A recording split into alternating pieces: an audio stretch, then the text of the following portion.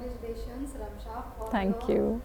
all achievements। 2 million subscriber है, 1 million से ज़्यादा फॉलोअर्स है, और हमें आपका जर्नी जानना है। पहले तो हिजाब to YouTuber and now you became a business woman. तो ये हमारा जो आपका जर्नी है वो डिस्क्राइब करते हैं। तो मेरी जर्नी शुरू हुई थी जब मैं स्टूडेंट ही थी। हिजाब मैं हमेशा से पहनना चाहती थी। इट्स जस्ट दैट हिजाब पहनने के लिए बहुत स्ट्रेंथ चाहिए होती है। लोगों को लगता है it's just a head scarf, but आज के ज़माने में हिजाब पहनना, मॉडेस्टली ड्रेसअप होना is a struggle in itself and it takes a lot of strength to be a hijabi. तो finally I gathered that strength जब मैं इंजीनियरिंग कर रही थी। I was awarded as miss freshers of my engineering college and उसके just बाद I started wearing हिजाब। तो एवरी वन वॉज शॉक्ड कि ये क्या हुआ, because they saw me without hijab earlier and I saw that as an opportunity to tell them कि हिजाब होता क्या है, मुस्लिम लड़कियां हिजाब क्यों पहनती हैं। सो काफ़ी लोग ऑफेंड हो जाते हैं when people ask, but I saw that as an opportunity, क्योंकि एज अ मुस्लिम अगर मैं नहीं बताऊंगी और लोगों को तो फिर कौन बताएगा। सो दैट्स हाउ माई हिजाब जर्नी स्टार्टेड एंड साथ साथ में ही I started my YouTube channel. तो जब मैंने यूट्यूब चैनल शुरू किया तब बहुत सारे लोग मुझसे पूछते थे कि मैं ये हिजाब कैसे पहनती हूँ, and again I took that as an opportunity. तो मैंने बहुत सारे ट्यूटोरियल वीडियोज़ बनाए लोगों को सिखाने के लिए, सो that they feel confident in themselves. And आज तक मुझे ईमेल्स आते हैं, मैसेजेस आते हैं लड़कियों के जो मुझे बताती हैं कि because of me they started wearing हिजाब, क्योंकि उन्होंने पहली ऐसी इमेज देखी जिसमें the girl was confident, she was well educated, she was talking useful stuff and थोड़ा उसको कलरफुल और क्रिएटिव बना के इट वॉज लुकिंग ग्रेसफुल। तो इस तरीके से लोगों को इंस्पिरेशन मिली कि वो हिजाब खुद भी पहन पाएँ। So I take a lot of pride in this कि मेरी वजह से बहुत सारी लड़कियों ने हिजाब पहनना शुरू किया एंड वो अपने दीन के क्लोज आई, जो उनका कल्चर है उसको एम्ब्रेस किया उन्होंने। एंड इसी के थ्रू ही मैंने देखा मार्केट में there were not enough brands who were selling hijabs. I am talking about long time ago, 7-8 साल पहले। अब तो अल्हम्दुलिल्लाह there are a lot of pages जो हिजाब सेल करते हैं, बट उस टाइम पे there was no online platform जहाँ पर हिजाब्स या मॉडर्न ड्रेसेस अवेलेबल हों। ऑफलाइन होता था बट देन वो बहुत स्लिपरी स्कार्व्स होते थे, दुपट्टे होते थे जो फिसलते रहते थे। सो मैंने ऑनलाइन ऑर्डर किया यूके से हिजाब्स को, वो बहुत महंगे आए एंड मैंने जब उन्हें देखा I was like they are not worth the money, और ये चीज़ हम क्यों नहीं कर सकते इंडिया में। तो that's when I started my own hijab brand, India की first ever hijab brand I started and आज तक it's helping so many Muslim women to embrace their religion in a graceful way. इसलिए आपने बोला कि आपके इससे कई लोग इंस्पायर भी हुए हैं, लेकिन जब आप स्टार्ट किए थे हिजाब पहनना, मतलब मैं ऐसे पॉजिटिव वे में पूछ रही हूँ, जब आप पहनना स्टार्ट किए थे हिजाब उस टाइम पे काफ़ी मतलब क्रिटिसाइज भी होता था, तो आप उसे किस तरह मतलब लिए या फिर किस तरह से फेस किए, क्योंकि आप भी उस टाइम स्टूडेंट ही थे, कॉलेज में जाना इंजीनियरिंग के लिए, उधर अलग अलग तरह के दोस्त रहते हैं, जैसे कि आपने पहले भी बोला था कि आप नॉन मुस्लिम के साथ ज़्यादा रहती थी, तो उसको फेस कैसे किए थे आप? सो आई लिव इन इंडिया जिसमें majority of the population is non Muslims and Muslims हमेशा बैच में 1 या 2 ही होते हैं। तो क्रिटिसिज्म तो मुझे अल्हम्दुलिल्लाह नहीं मिला, बट लोगों के क्वेश्चंस होते थे कि ऐसा क्यों है, क्योंकि लोगों का एक मिसकंसेप्शन ये है कि आपको फोर्स किया गया है ये पहनने के लिए, जो कि मेरे केस में बिल्कुल भी नहीं था। In fact majority of the cases में ऐसा नहीं होता है। तो लोगों के मिसकंसेप्शंस मैं क्लियर करती थी कि it's not forced upon us. जैसे किसी को फ्रीडम है कुछ भी पहनने की, तो ये भी फ्रीडम होनी चाहिए कि हम जो हिजाब या मॉडेस्टली ड्रेस अप करना चाहते हैं उसकी भी फ्रीडम हमें मिले। तो I embrace that freedom when we are talking about freedom to wear anything. तो फिर जो हम पहन रहे हैं तो that's not forced on us, ये हमारी चॉइस है।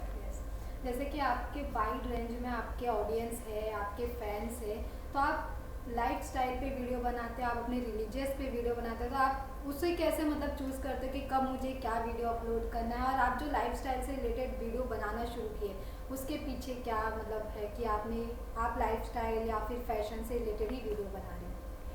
मैंने जब अपना YouTube चैनल शुरू किया था तो मैंने ब्यूटी वीडियोस बनाना शुरू करी थी, क्योंकि मुझे बहुत सारी ऐसी होम रेमेडीज़ पता थी जो मैं चाहती थी कि मैं सबके साथ शेयर करूं। बहुत सारी ऐसी टिप्स थी, जैसे कि क्या कलर कॉम्बिनेशंस हम बना सकते हैं कपड़ों की, कैसे हम मॉडेस्टली ड्रेसअप कर सकते हैं। तो यूज़फुल वीडियोज़ मैं बनाती थी सबके लिए। धीरे धीरे in Ramzan I started making motivational Islamic content, and वो लोगों को इतना पसंद आया। एंड क्योंकि मैं भी बहुत सारे लेक्चर्स और पॉडकास्ट सुनती हूँ, सो एक टाइम के बाद मेरा इंक्लिनेशन इस तरफ ज़्यादा हो गया, एंड आई डिसाइडेड कि जो मैं कंटेंट सुनना पसंद करती हूँ वही फिर मैं बनाऊँ भी और वही लोगों तक पहुँचाऊँ भी। अभी भी आई मेक ब्यूटी वीडियोज़, बहुत useful home remedies I keep sharing, and वो लोगों को पसंद आता है। And I guess it's a part of being a woman. We love to do our skin care, we love to do our hair care. तो as a woman I am being very true to my self. जो चीज़ें मुझे पसंद है I feel और लोगों को भी पसंद होंगी। एंड लाइफस्टाइल रिलेटेड वीडियोज़ बनाती हूँ मैं, ट्रैवल रिलेटेड वीडियोज़ बनाती हूँ। It's a world of social media, although I keep my private life very private, but बहुत यूजफुल कंटेंट मैं सबके लिए बनाने की कोशिश करती हूँ। जैसे कि सोशल मीडिया का ज़माना है, तो सोशल मीडिया पर ऐसे कई वीडियोस है जो अनरियलिस्टिक ब्यूटी को बढ़ावा देते हैं। तो आप मतलब अपने व्यूवर्स को किस प्रकार ऐसे मैसेज पहुंचाना चाहती हैं कि वो उसे ना फॉलो करके जो होम रेमेडी जैसे कि आप बताते हैं वो सब यूज़ करें? वो भी एक कहीं ना कहीं चैलेंजिंग होता है कि आप अपने व्यूवर्स को वैसा बताएं कि वो भी फॉलो करें, उनको भी यूज़फुल लगे। मैंने एक वीडियो बनाई थी जिसमें मैंने ये मेंशन किया था कि खुदा ने हर किसी को खूबसूरत बनाया है। पहले ऐसा ज़माना था कि ब्यूटी स्टैंडर्ड्स कोई और थे। आज से 200 साल पहले, 300 साल पहले ब्यूटी स्टैंडर्ड्स कुछ और थे, और अब ब्यूटी स्टैंडर्ड्स बिल्कुल अलग हैं। तो अगर हम एक ही मोल्ड में सब फिट होना चाहेंगे तो सब एक दूसरे की कॉपी हो जाएंगे। हमारी यूनिकनेस इसी में है कि हम सब अलग हैं, और जैसे हमें खुदा ने बनाया है हम सब खूबसूरत हैं। एंड सिर्फ बाहरी खूबसूरती नहीं होती, आपका जो सोल है, आपकी जो रूह है, और आप कैसे इंसान हैं, ये ज़्यादा मैटर करता है।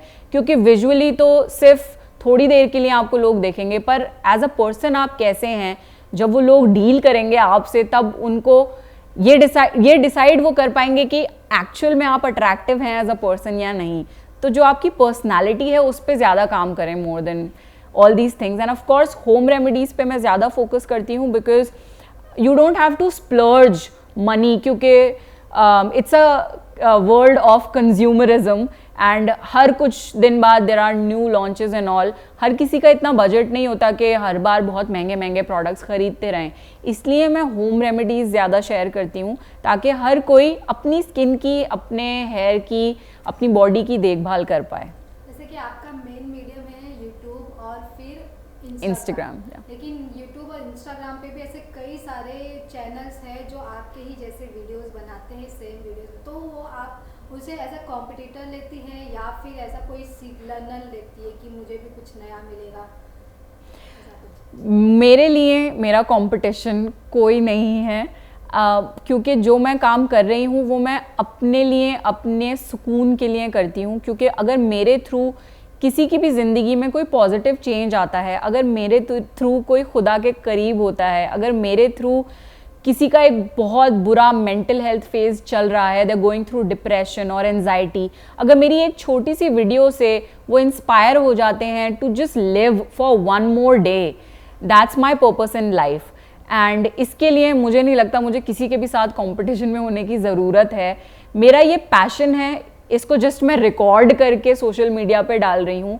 Offline if you see me, I am a very normal person, and उसी को मैं कोशिश करती हूँ कि दुनिया में एक positive image as a Muslim woman मैं क्रिएट करूँ, ताकि जो लोगों के मिसकंसेप्शंस हैं वो शैटर हो जाएं। बिकॉज एज अ मुस्लिम हमको ही नैरेटिव एक सेट करना होगा, क्योंकि बाकी लोग अगर करते हैं दैट्स नॉट नेसेसरीली ट्रू। तो I am trying to do everything positive that I can through my journey.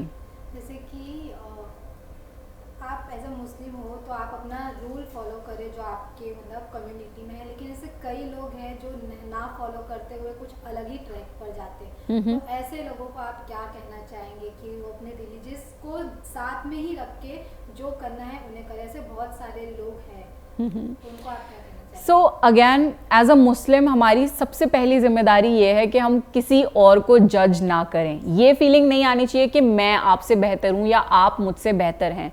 हम सब एक साथ हैं और हम सबको एक दूसरे को अपलिफ्ट करना है। तो सी एक इंसान अपनी लाइफ में अलग अलग फेजेस से गो थ्रू करता है। कभी कभार they feel near to the religion, कभी कभार वो इतना क्लोज फील नहीं करते। तो लाइफ में आई गेस स्ट्रगल्स जो हैं वो इसीलिए आती हैं so that they bring you closer to God. तो उस चीज़ पे फोकस करने की कोशिश करें। एंड जो भी आपकी लाइफ जर्नी चल रही है, इस्लाम में एक बहुत खूबसूरत कॉन्सेप्ट ये है कि आप चाहे कैसे भी हों, if you truly repent and अगर आप सीधी राह पर आना चाहें और अच्छे काम करना चाहें, कोई भी बुरे गुनाह आप छोड़ दें, अल्लाह एक्सेप्ट्स दैट ओपनली। तो एक बहुत पॉजिटिव रिलीजन है Islam and everyone is welcome in our religion. जैसे कि देखा जा रहा है आजकल जो सोशल इन्फ्लुएंसर है या फिर कहीं भी लोग काम कर रहे हैं, वो लोग अब कहीं ना कहीं बॉलीवुड में एंट्री कर रहे हैं, OTT प्लेटफॉर्म पे एंट्री कर रहे हैं। तो अगर आपको ऐसा कोई मतलब ऐसा कोई आपको प्रोजेक्ट आए तो आप उसमें आना चाहेंगी या नहीं? तो मुझे काफ़ी सारे OTT प्लेटफॉर्म्स और रियलिटी शोज़ के ऑफ़र्स आए हैं। I have rejected them all. It's just that क्योंकि जो वो कॉन्सेप्ट होता है I don't feel comfortable in it. But अगर फ्यूचर में कुछ ऐसा बनता है जिससे कुछ पॉजिटिव मैसेज कन्वे हो पाए दुनिया में, तो I would like to do that. Although मेरा ऐसा कोई इरादा नहीं है।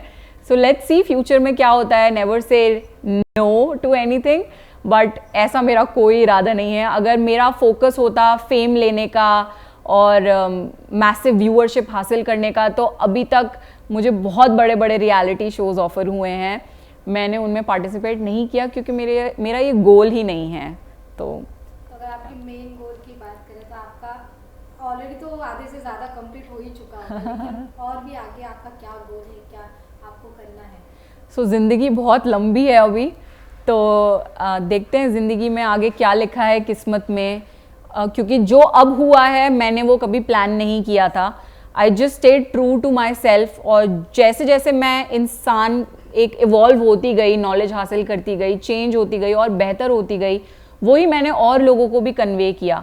सो मेरी जो फॉलोइंग है they are of the same age group as me. तो जैसे जैसे वो भी बड़े हो रहे हैं, वो भी मेरे साथ इवॉल्व हुए हैं। अभी तो सिर्फ यही इरादा है।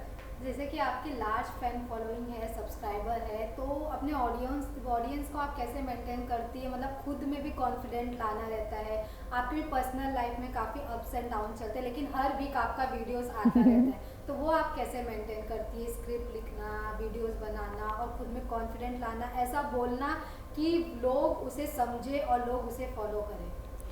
कई बार बहुत मुश्किल हो जाता है क्योंकि हर किसी की ज़िंदगी में कुछ ना कुछ चल रहा होता है। प्लस कोई भी कंटेंट बनाने के लिए बहुत मेहनत लगती है। दिखने में ऐसा लगता है कि ये सिर्फ 1 मिनट की वीडियो थी, पर उसके पीछे कितनी मेहनत जाती है उसका अंदाज़ा लोगों को नहीं हो पाता। For example, just to edit my videos मुझे 6 से 8 घंटे लगते हैं। एंड कोई भी स्क्रिप्ट बनाने के लिए मैं कई घंटों की लेक्चर्स और पॉडकास्ट सुनती हूँ, फिर जाके मैं स्क्रिप्ट्स बनाती हूँ, फिर मैं उसे फिल्म करती हूँ, फिर मैं उसे एडिट करती हूँ, फिर मैं अलग अलग प्लेटफॉर्म्स पर डालती हूँ। तो हाँ, कभी कभार बहुत टायरिंग हो जाता है, बट आई गेस जो मेरा पर्पस है वो व्यूज़ लेना या फिर फेम हासिल करना नहीं है, वो एक अच्छा मैसेज लोगों तक पहुँचाना है और लोगों को खुदा के करीब करने का मैसेज है।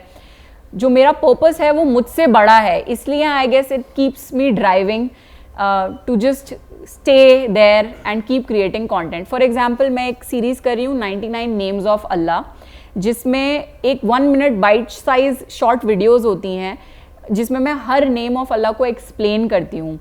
तो अभी I have reached part 18 and 19। अभी it's a long way to go. तो जब भी मैं थक जाती हूँ कि अब मुझसे नहीं हो पाएगा, then I think at least 100 parts तो कंप्लीट कर लेती हूँ, तो उसके बाद I will see what I have to do. जैसे कि आप दिखते हैं कि अल्लाह के बहुत करीब है, ऐसा कब मोमेंट आता है कभी ना कभी जब तुम जाते हो, पहले से आप अल्लाह के करीब या भगवान के करीब नहीं रहते हो, तो वो मोमेंट आपके लिए कब था कि जब आप और करीब हो गए अल्लाह से और आप ये सब चीज़ें फॉलो करने लगे? सो बचपन से ही या टीनेज से ही I wanted a best friend, कि कोई ऐसा हो जो हर वक्त मुझे सुने, हर वक्त मुझे सपोर्ट करे। And all my life I was searching for that best friend, जो मुझे, मेरे अल्हम्दुलिल्लाह बहुत दोस्त हैं, बट देन वो एक कमी हर बार रह जाती थी। तो वो चीज़ मुझे मिली when I connected to my God. So I always say that Allah is my best friend. तो काफ़ी यंग एज से ही I was connected. I use to जैसे रात को लेटे तो पूरे दिन के बारे में बताया, या फिर कुछ मुश्किल हो रही है तो अल्लाह से दुआ मांगी, एंड उस चीज़ ने मुझे बहुत ज़्यादा स्ट्रेंथ दी है। तो ऐसा कुछ लाइफ में एक मोमेंट नहीं हुआ था जो एकदम से मैं बदल गई। अल्हम्दुलिल्लाह from my childhood itself I was very close to God. And of course जब लाइफ में प्रॉब्लम्स आती हैं वो और ज़्यादा स्ट्रॉन्ग कर देती हैं बॉन्ड को विद द गॉड, क्योंकि उस टाइम पे जब आपको सब सपोर्ट नहीं करते या टफ टाइम होता है आपकी लाइफ में, तब आपको खुदा के अलावा और कोई नहीं मिलेगा। अभी लास्ट क्वेश्चन, लास्ट नहीं सेकंड लास्ट, कि आप तो लाखों लोगों को इंस्पायर करते हैं, लेकिन आपको कौन इंस्पायर करता है और आपके लिए कौन इंस्पिरेशन है? मुझे बहुत सारे स्कॉलर्स हैं जिनको मैं सुनती हूँ, वो मुझे बहुत ज़्यादा इंस्पायर करते हैं, क्योंकि वो इतना यूज़फुल इंफॉर्मेशन लोगों तक लेकर आते हैं। And of course all the prophets and our prophet Muhammad सल्लल्लाहु अलैहि वसल्लम इंस्पायर्स मी, क्योंकि इतनी पॉजिटिव इमेज, इतनी बड़ी पर्सनालिटी वो रहे हैं, एंड हम हमेशा कुछ ना कुछ उनसे सीखने की कोशिश करते हैं। So there are many scholars that I learn from. जो लोग नॉलेज हासिल रखते हैं, जो लोग नॉलेज रखते हैं, मुझे वो लोग इंस्पायर करते हैं। तो लास्ट मैसेज आपके फैंस को, आपके ऑडियंस को क्या देना चाहेंगे? तो मैं लोगों को ये मैसेज देना चाहूँगी कि आप एक बहुत अच्छे इंसान बन के रहें, लोगों को क्रिटिसाइज़ करने पे फोकस ना करें, लोगों में अच्छाई ढूंढने की कोशिश किया करें, क्योंकि हर किसी में कमी निकालना बहुत आसान है, पर किसी में कुछ अच्छा ढूंढना और उसके अच्छाई पे फोकस करना काफ़ी मुश्किल है। तो कुछ अलग करें, लोगों में अच्छा ढूंढें, एंड जब आप पॉजिटिव रहेंगे आपसे बहुत पॉजिटिव वाइब्स रेडिएट होंगी, लोग आपकी तरफ अट्रैक्ट होंगे, आपसे सुकून पाएंगे, and in fact in your own personality आपकी खुद की रूह भी सुकून में रहेगी। तो be a very positive person in life. कभी भी अपनी ज़ात से किसी को हार्म ना करें, किसी का नुकसान ना करें, हमेशा किसी ना किसी की भलाई करने की कोशिश करें। तो ये मेरा मैसेज है सबके लिए। Thank you so much.